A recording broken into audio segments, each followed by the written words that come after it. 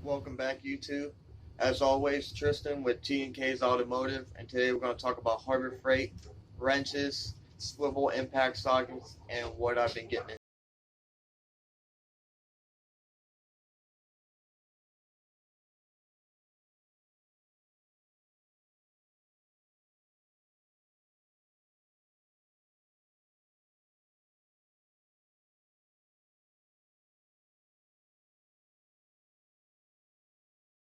So today I was off, luckily. I've been getting into things around the house.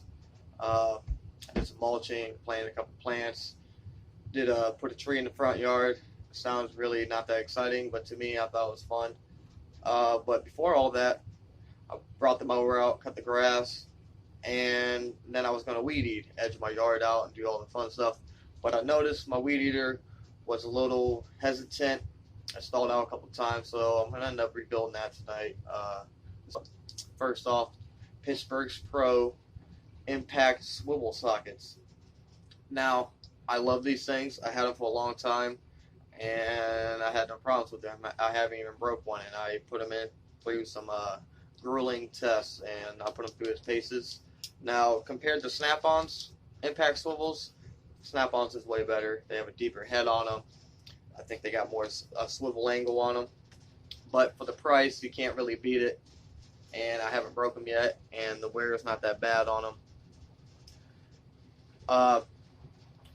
You get a set from 10 millimeter to 17, so it's not a giant set, but it's not a giant price neither. So if you're just starting off, these will come in handy. I tell you what.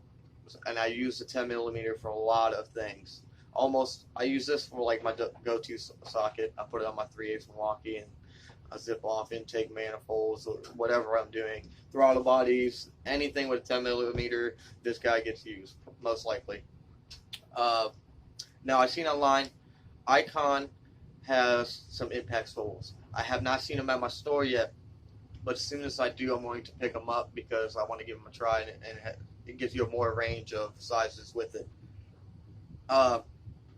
Also, we're going to talk about, I'm going to pick up their anti-slip combination wrenches, and I'm going to pick up their anti-slip flex head ratcheting wrenches. Now, I've seen they got different anti-slip grooves or flanks or whatever you want to call them on the open end of the wrench. On just the wrenches, they have the teeth on them, but on the flex head ratcheting wrenches, it looks different. I haven't seen it in person, so as soon as I pick those up, I'll let you know. Now, this is a Pittsburgh Pro 12 millimeter long handled wrench. And these have been my go-to wrenches for a long time now. And also, I've been using these Craftsman's. I forget what you call these, but they have some type of spline groove on the end. You can see the difference here. They got a different. They got a spline groove, almost like a Torx kind of type deal. It looks like. These work great. I use these a lot of the times until I got these. The only difference is if you do the length, the above 12 millimeter, look at the length there. You get a lot more leverage with this one. And look how skinny the profile is compared to that.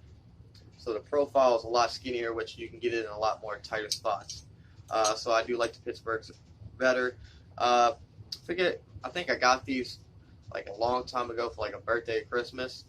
And I still have them and I still use them, but I use these more. It's more slim, more longer. Now, if I'm going to beat on it with a hammer, which you probably should never use a wrench for, these things are pretty heavy duty, and I like the look of them. I am going to pick up the Icon versions of them and check those out, the anti-slip ones. I was going to get the regular ratcheting wrenches, but I'm not going to do that. I'm just going to get the flex head ratcheting wrenches instead, because I'd rather just have the flex head, because you don't really need a standard ratcheting wrench compared to a flex head, because then that you can use them you can use the flex head for a standard. Unless you really don't like the flex, then it's more personal preference. But to me, I just rather have the flex just in case I need it instead of wasting the money on both sets. I'm just going to buy the one. But I am going to buy the anti-slip, this regular combination wrenches. And I'm also going to check out Icon's inline wrenches. Now this is my snap-on inline wrench, double end.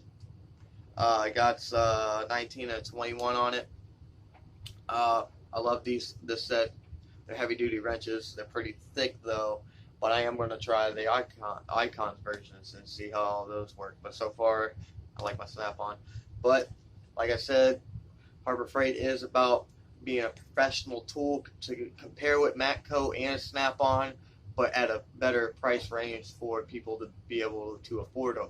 Instead of going out and spending $600 on a set of wrenches from Snap-on, you can, I think it's like $100 for the regular wrenches, but I think the flex head ratcheting wrenches go for like $169.99, $170, which is not bad. So we're going to check those out this week, and we're going to test them and see what I think about them. Now, there's been a lot of stuff going on with the coronavirus. I don't know how you guys are holding up out there. Hopefully, you guys are doing good.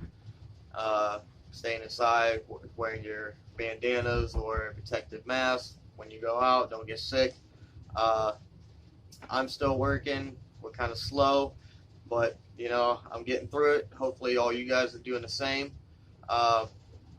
And I know the stimulus package helped my shop out a lot. Hopefully it's helping. I think they send them out to people too, because I'm still waiting on mine, so I'm pretty sure everyone's getting one. So hopefully you guys get that and it helps you out. I'm going to put mine back all the way in the bank. I might use it to buy a couple odds and ends here and there, but I'm going to put a nice portion of it and save it in case whatever. But I always have a nice cushion to lay back on. Like stuff like this happens. I mean, you got to have something in the bank to fall back on. Now, I know a lot of people are living paycheck by paycheck, which is nothing wrong with that. I've done that many years, and I just try to take a little portion out and put it back and put it back and put it back and don't touch it. I've been even, a lot of the Harbor Freight tools I buy, believe it or not, I go donate plasma, and I use that money to buy the Harbor Freight tools or Icon or whatever, and that's what I use. I don't use my paycheck money to go do that. I use actually my plasma donating money to do that, so I can get good content for videos and get new tools and try them out without really spending any money. Yes, I'm donating plasma, but I thought it was a neat way to do it without, you know, trying to break the bank to do it. Other than that, you know, I've been doing little projects around the house. I'm going to mess around with this weed eater tonight, take this apart, and I'm going to be posting another video here in the next day or two about some other tools. I got to get some ideas, see what I'm going to do, maybe some comments below, see what kind of Harbor Freight tools you want to check out. I'll probably hear by next month I do another toolbox tour update. I got the Chicago electric welder. I might do some welding on some exhaust, do some videos on that. I've had that for a while. I think for the price, it's a great welder. You can't really do nothing too crazy with it. I just do a lot of exhaust work, and it works perfect for at home. I don't need no Miller or nothing crazy like that at the house. I'm not doing nothing insane like that. Also got their compressor. I think it's 125 psi compressor. Great little compressor. Has a couple issues. It likes to shut off here and there, but for home use, I think it's great for the price. I'm also going to be getting a Daytona jack. I might get the Super Duty one with the cross beam. We'll see how nice it lifts up cars and how high it gets them up, and maybe we can see what we can get into there. But as always, Tristan with T&K's Automotive. You guys have a great afternoon.